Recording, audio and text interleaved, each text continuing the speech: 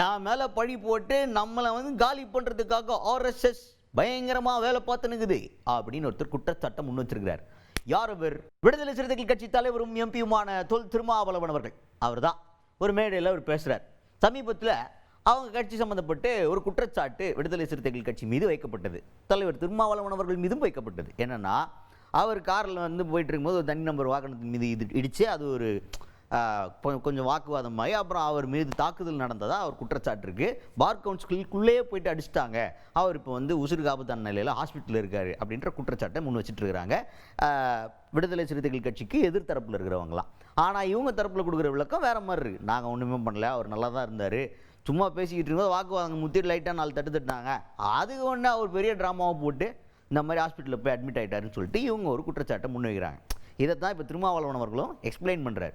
அவர் வந்து இங்கே வெளில இருக்கும்போது சாதாரணமாக ஆரம்பித்த ஒரு பிரச்சனை பெரிய வாக்குவாதமாச்சு, அப்புறம் நான் லைட்டாக கைகலப்பாயிருச்சு, அதுக்கப்புறம் அவர் பார் கவுன்சிலுக்குள்ளே போயிட்டு அவர் பாட்டுக்கு கேஷுவலாக வேலை பார்த்துட்டு இருந்தார். போலீஸ் போய் கூப்பிட்ட உடனே துபுக்கடின்னு வந்து ஆம்புலன்ஸில் ஏறி போயிட்டு 10 நாள் ஹாஸ்பிட்டலைஸ்டு.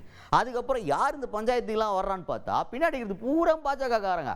எல்லாம் பாஜகக்காரங்கெல்லாம் சொல்லி வச்ச மாதிரி வரிசையாக பின்னாடி வந்து அவருக்கு சப்போர்ட்டுக்கு நிற்கிறாங்க. அப்போ இதுலேருந்து என்ன தெரியுது? பாஜக வெர்சஸ் விசிகே அப்படின்ற மாதிரி பயங்கரமாக அதை வந்து ஃப்ரேம் பண்ணியிருக்காரு நம்ம திருமாவளவன் அவர்கள். 20 பேர் உள்ள பூந்து பார் கவுன்சிலுக்குள்ள கொடூரமாக தாக்கினார்கள். அவர் வந்து இப்போ உயிர் போகிற நிலையில் படுத்து கிடக்கிறாரு. 15 நாள் ஹாஸ்பிட்டலில் கிடக்கிறாரு. அப்படி ஒன்றும் இல்லை, ஆனால் அவன் ஹாஸ்பிட்டலில் போய் இப்படி படுத்து நாடகம் ஆடுறாங்கிறத சொல்கிறதுக்காக நான் என்ன சொன்னேன், ஒரு 4 தட்டு தட்டினாங்க, ஒழுங்காக கூட அடிக்கலை, ஆனால் அவன் போய் படுத்து கிடக்கிறான். இதுதான் அது கண்டென்ட், அதனுடைய பொருள். திருமாவளவன் வந்து பாரு வன்முறையை தூண்டுகிறார், இப்போ அடிக்க சொல்கிறார்ல, இவர் இப்படி பேசுகிறவர் அப்போ அடிக்க சொன்னது உண்மைதானே அப்படின்னு ரெண்டையும் காரலேட் பண்ணுறாங்க. இப்போ வீடியோ கிடைச்சிருக்கு, ஃபுட்டேஜ். அவங்க பேசின வாய்ஸ்லாம் மியூட் பண்ணிட்டு கொடுத்துட்டாங்க. உள்ளே என்ன பேசுகிறாங்க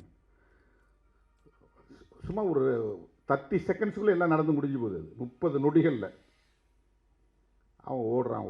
உள்ளே போயிட்டு 53 நிமிஷம் அந்த பார் கவுன்சிலில் இயல்பாக இருக்கிறான். அங்கே போகிறான், இங்கே வரான், அவரை பார்க்குறான், இவரை பார்க்குறான், உட்காடுறான், பேப்பர் படிக்கிறான், எழுதுகிறான், நல்லா ஆரோக்கியமாக இருக்கிறான்.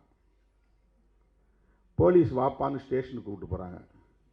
ஸ்டேஷன் போட்டும் பொத்துன்னு கீழே விழுந்தான். அப்படி உடனே ஆம்புலன்ஸ் கொடுங்க, ஆம்புலன்ஸ் கூப்பிடுங்க கத்துறாங்க. உடனே ஆம்புலன்ஸ் ஏற்றிட்டு போகிறாங்க. போய் அங்கே டியூப் வைக்கிறாங்க, கழுத்தில் பேடு போடுறாங்க. உடனே முக்கியமான தலைவர்கள்லாம் ஃபோன் பண்ணி வர சொல்கிறாங்க. எல்லாம் பார்க்குறாங்க. 10 நாள் ஹாஸ்பிட்டலில். இது எவ்வளோ பெரிய நாடகம் பாருங்கள். இதனுடைய நோக்கம் என்ன? அந்த தனியார் தொலைக்காட்சியில் காட்டின வீடியோவுக்கு அடுத்து 35வது நிமிஷத்தில் அண்ணாமலை ட்வீட். உடனே எச் ராஜா, அப்புறம் நயினார் நாகேந்திரன், அப்புறம் கஸ்தூரி, வானதி சீனிவாசன், இவங்கெல்லாம் யார்? அவ்வளவு பேரும் சங்கிகள். அப்போ திருமாவளவனை எதிர்க்கக்கூடிய அத்தனை பேரும் ஒரே கான்செப்டில் இருக்கிறவங்க. அடுத்தது என்ன சொல்கிறாருன்னா, இப்போ இந்த கேம் வந்து எதுக்கு விளையாடிக்கிட்டு இருக்காங்க அப்படின்னா, நம்ம எலக்டோரியலாக அவங்கக்கிட்ட வந்து போட்டி போடல, தேர்தலில் பாஜகவுக்கு எதிராக விசிகே வந்து போட்டி போடல. ஆனால் பாஜகவுடைய டார்கெட்டு திமுகவுக்கு எதிரான ஒரு பிரதான கட்சியாக வரணும், 2வது இடத்த பிடிக்கணும், அதிமுகவை காலி பண்ணுன்றது தான். அது தெரியாமல் அதிமுககாரங்க அவங்க கூட்டணி வச்சுக்கின்னு அதை தான் சொல்கிறோம். திமுகவும் அதிமுகவும் எதிரில் இருந்தால் தான் தமிழ்நாட்டுக்கு நல்லது. திமுக வெர்சஸ் பாஜகன்னு மாறிடுச்சுன்னா தமிழ்நாட்டுக்கே புச்ச கிறங்குது.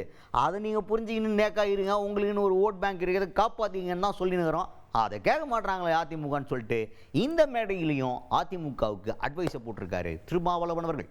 விசிகே வெர்சஸ் பிஜேபி, நாங்கள் எலக்டோரலாக உங்களை காம்பீட் பண்ணலை. உங்களுக்கு தமிழ்நாட்டில் 2வது இடத்துக்கு வரணுங்கிறது தான் இந்த தேர்தலில் உங்களுடைய போட்டி. அப்போது ஏடிஎம்கேவே நீங்கள் வந்து காலி பண்ணுறது தான் உங்கள் நோக்கம். இதுதான் உங்கள் ஹிடன் அஜெண்டா, அவங்கள தூக்கி போடணும்னு. அந்த விவரம் தெரியாமல் அதிமுக அவங்களோட உறவாடிக்கிட்டு இருக்காங்கிறது தான் நம்ம கவலை. அதான் அடிக்கடி சொல்கிறேன், நீ வந்து உங்களுடைய இண்டிபெண்டன்சியை காப்பாற்றிக்கிங்க, தனியாக நில்லுங்க. உங்களுக்கு இன்னும் தனியாக அந்த அம்மா இல்லாத நேரத்துலேயே 65 இடத்துல வெற்றியை கொடுத்துருக்குறாங்க. உங்கள் ஓட் பேங்க் இன்டாக்டாக இருக்குது, அப்படியே காப்பாற்றிக்கிங்க. அதை டிஎம்கே வர்சஸ் ஏடிஎம்கேன்னு இருந்தால் தான் தமிழ்நாட்டுக்கு நல்லது. டிஎம்கே வர்சஸ் பிஜேபின்னு மாற்றி விட்றாதீங்க. அது நல்ல அரசியல் இல்லை. நீங்கள் எல்லாம் பெரியார் பாசறையில் வளர்ந்தவர்கள், கொஞ்சம் சிந்திச்சு பாருங்கள் அப்படின்னு நம்ம அப்பப்போ சொன்னால், நீ யார் இதை பற்றி கேட்கன்னு கேட்குறாங்க.